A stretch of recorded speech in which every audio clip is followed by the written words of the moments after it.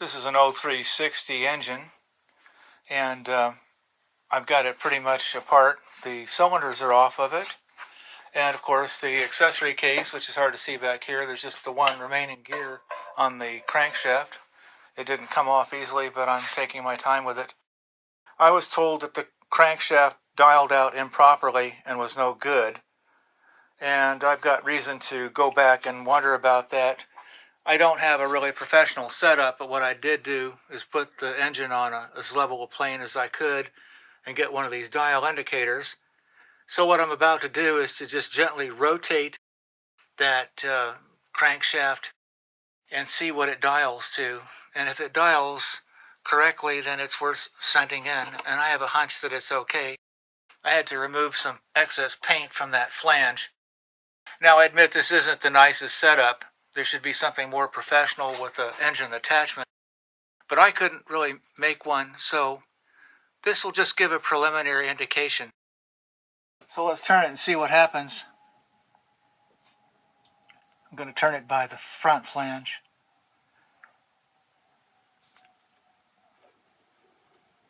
About a quarter. About another quarter. About another quarter. There's a rough spot. Rough spot. It's hard for me to see. Rough spot. I think we're all the way through it. There's some numbers stamped on there. Now we're starting over.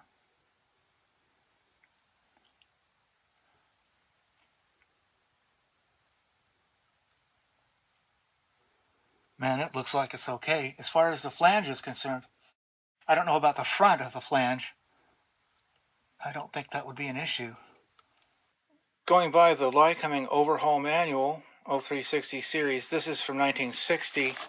On page 47, it delves into where to go to test these various runouts. It's hard to see there, but the front flange is checked right in the very front. You can see by that second arrow from the left. So that's what I'm trying to replicate here. To that end, I've once again set up, but it's not set up exactly beautifully. There's a little bit of free play in where that engine is sitting versus the mount. So what I'm going to do is slowly turn and see, can I get an indication on the front flange. So now, realizing that the engine's sitting on a piece of plywood that's being supported, because that's all I've got, each time I touch this gear back here, it kind of wants to spring a little bit. So I'm starting to turn it very gently. There's some rough spots, so you're going to see it jump once in a while. And I think if that flange were bent, it would have already jumped way out there.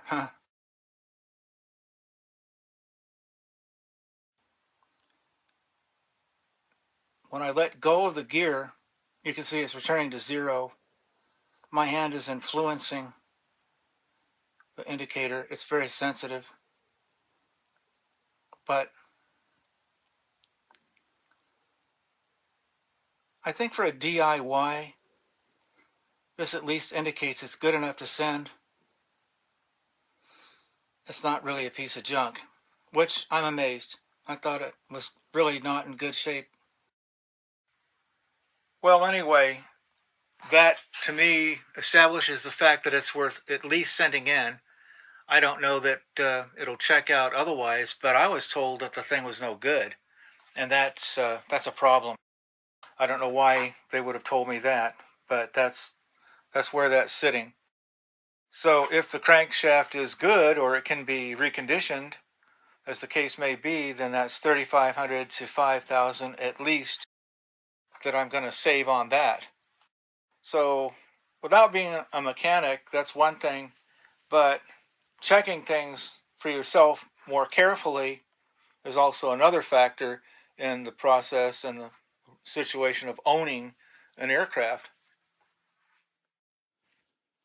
After seeing a demonstration and getting some ideas, I've realized that maybe this isn't as bad as I thought. These two bolts right here are through bolts.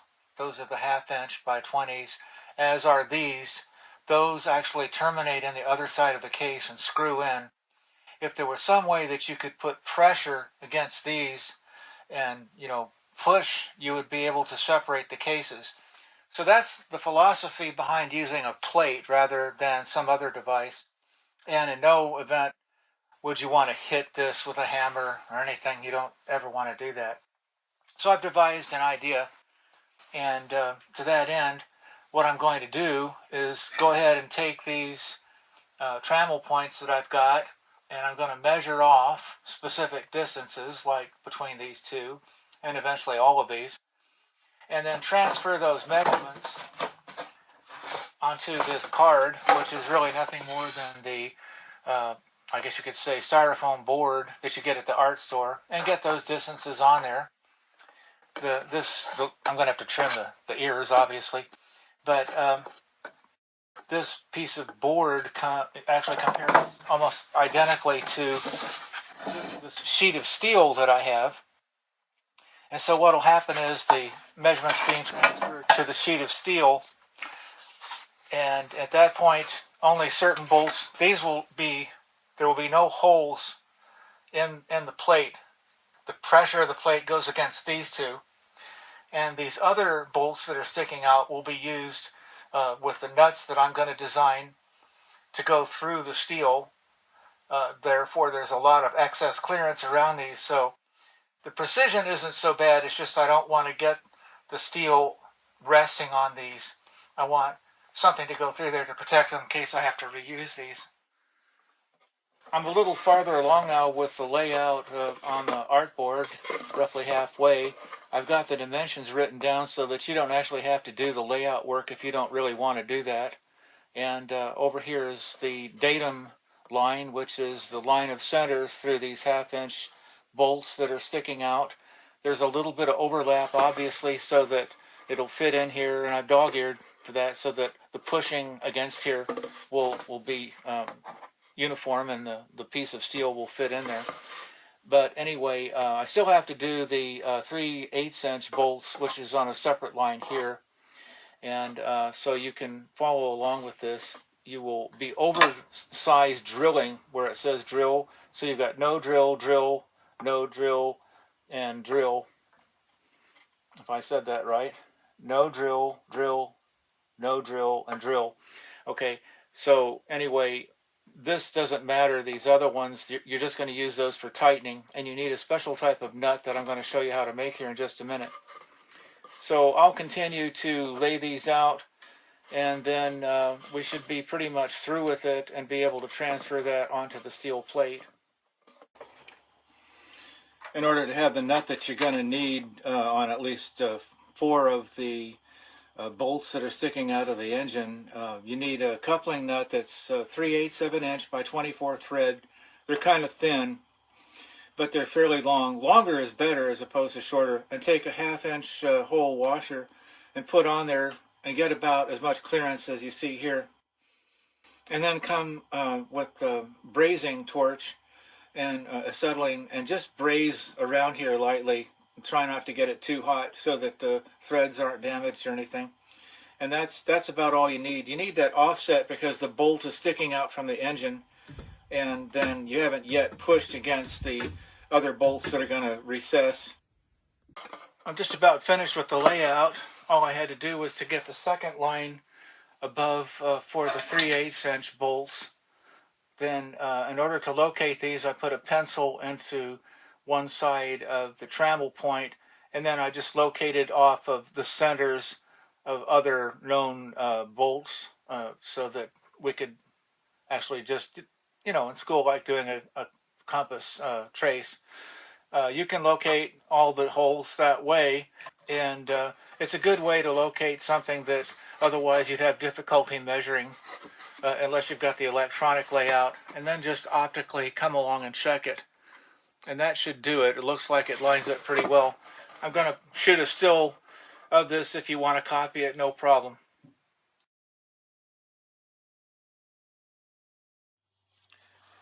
At this point, I've gone ahead and transferred the punchings and markings and rechecked those to ensure they're right. I've also marked dead center of the cylinder, or as close as possible, here and here.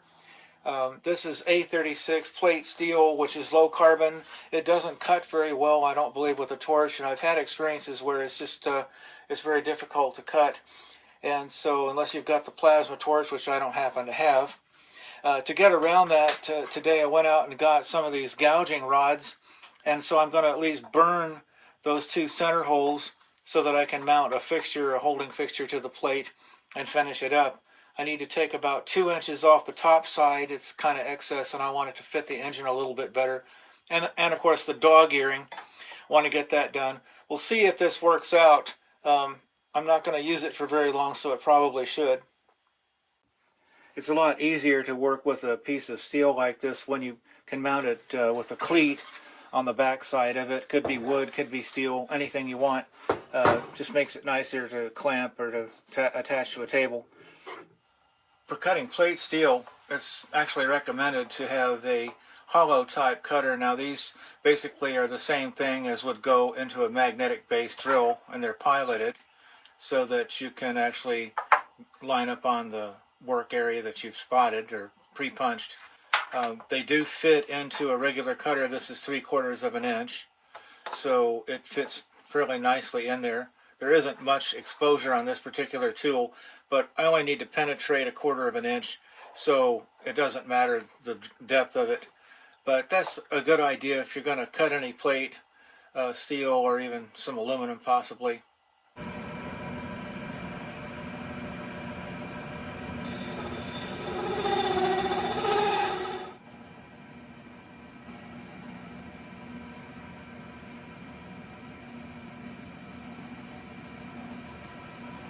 By burning the first two mounting holes the same relative distance as the main mounting holes would have to go for the larger bolts, you can actually move the plate around on your mount, especially for the case where you've got a narrow type of milling table facility to start off with, and then you can get at the smaller holes that you need to have done. And these are actually the ones that are going to do the pushing, so you want to do a good job on those.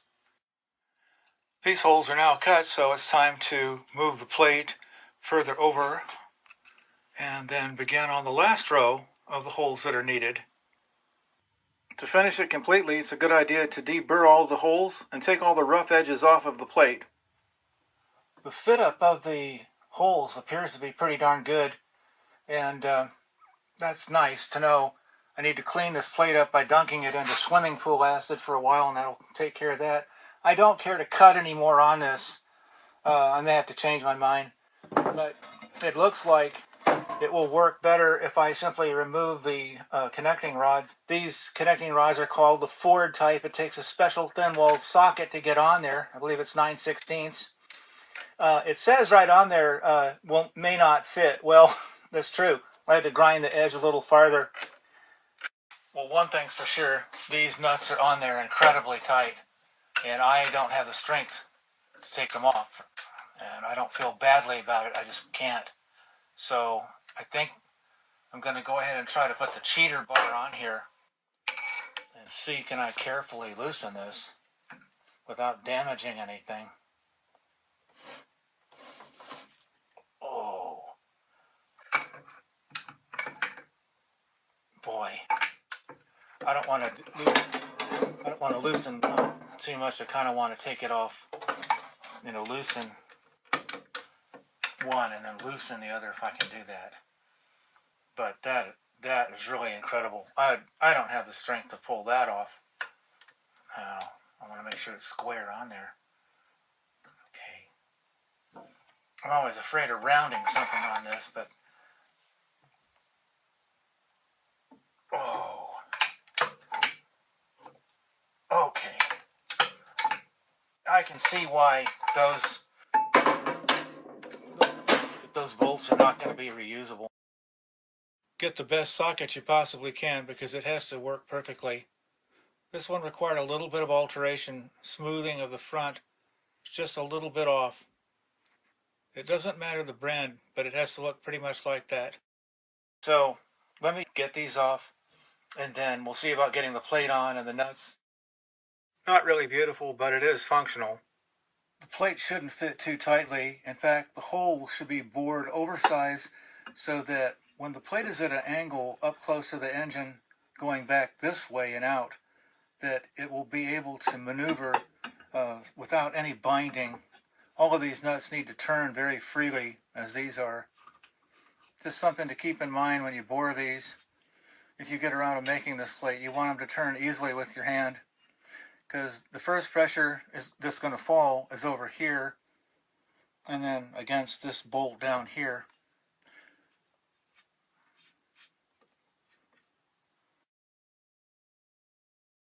The time has arrived to begin taking all the bolts out of the case. Don't forget to remove this hidden nut and bolt that's at the back of the engine. And there's a set of hidden bolts above where the oil sump would go. Get the oil seal bolts off too while it's still in a pretty easy position to get at. It seems like there are hidden bolts everywhere I look.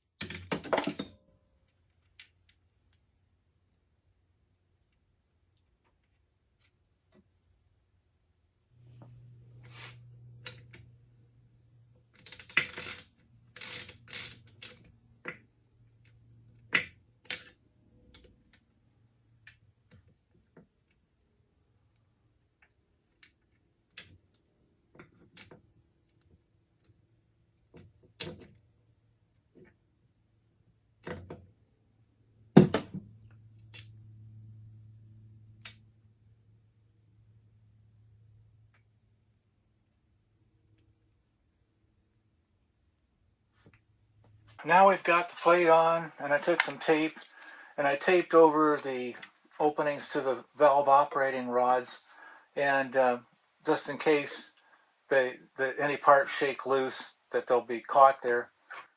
The idea now is to get the split started and then turn the thing over on its side, and there's a reason for that. You want to turn it on its side because the oil slinger ring is thin and very vulnerable, and you don't want that to get in any way bent. So that's one thing. The other thing is, when I get it on the side, I want to take wire and put through the case and take the camshaft and wire it into position so that it can't fall loose, and thus the tappets and the hydraulic lifter and all that will fall. I'm trying to say that those have to be turned in on an exchange basis. So that's the philosophy. I'm just about ready to start tightening, and we'll see if we can get the case to separate. So let's start trying to tighten up and see if we can get any results out of this. This one's a little tough.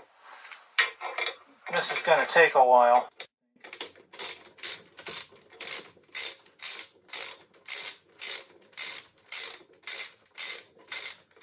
Get everything snug.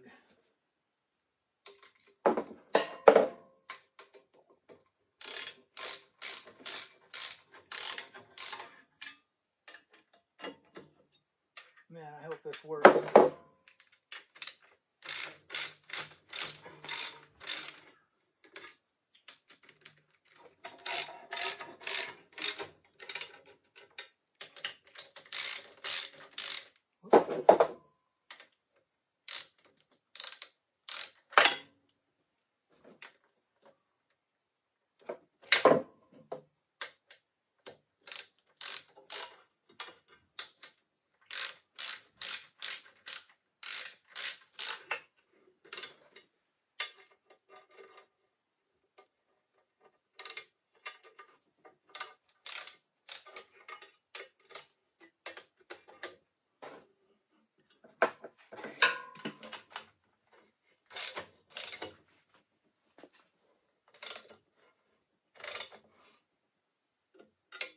I think it's important to tighten them in a pattern if at all possible.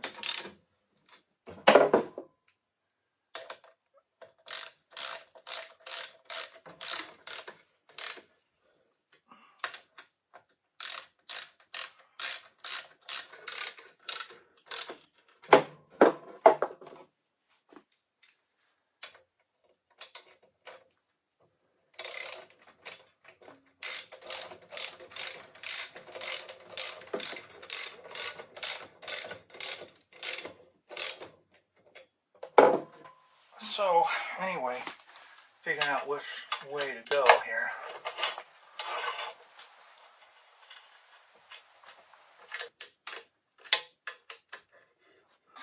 Starting to get tight.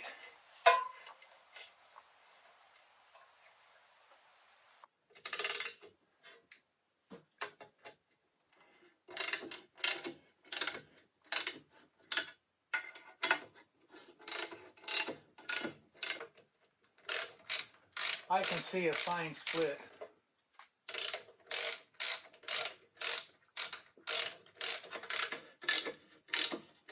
I can hear it taking up. Can you hear that sound?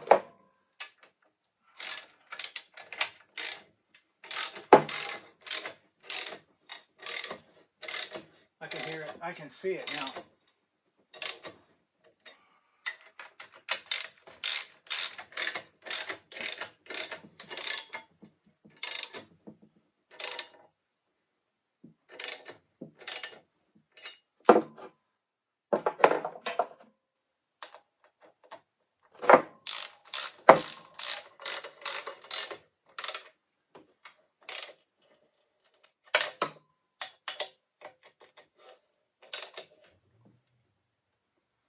It's pretty tight.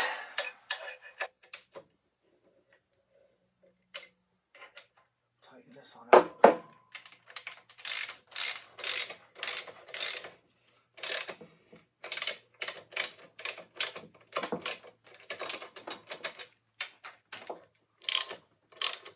Yeah, we've got a really definite split.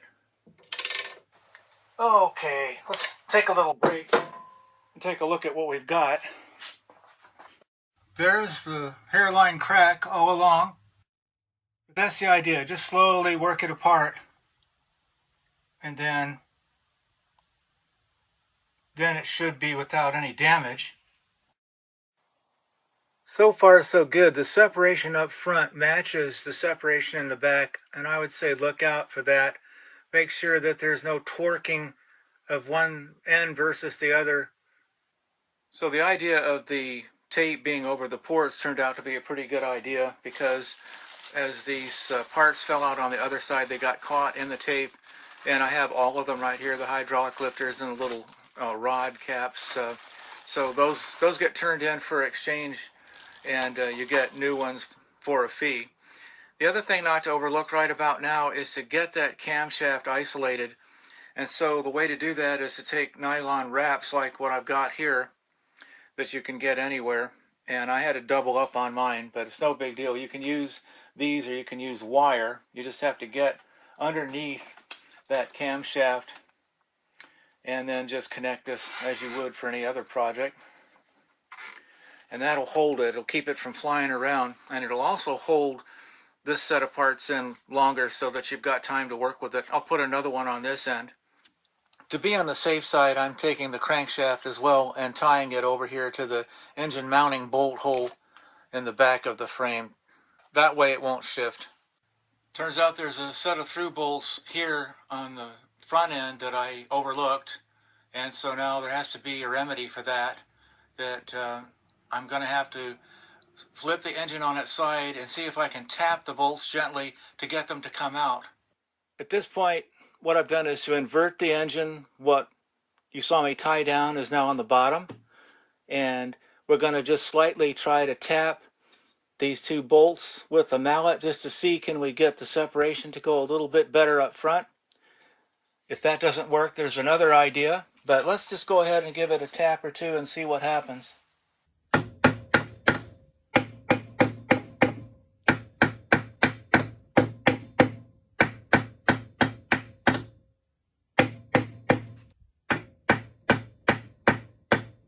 Just light taps.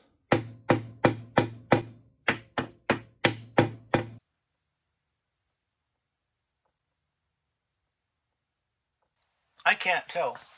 Maybe you see it on the camera. Let's try some more.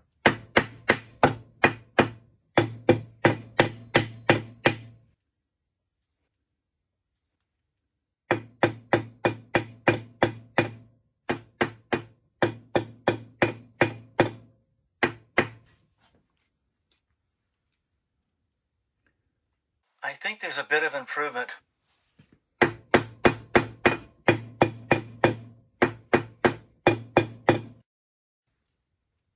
seems that way. Yeah.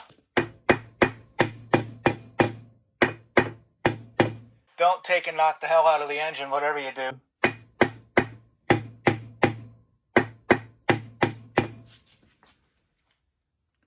I believe so.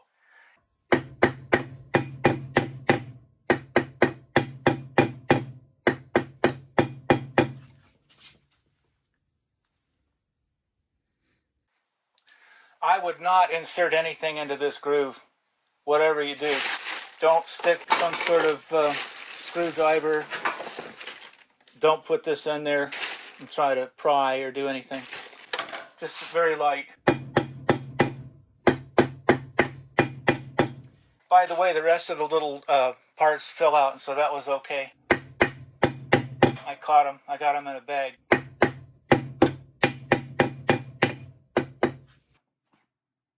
Yeah, I can see a difference.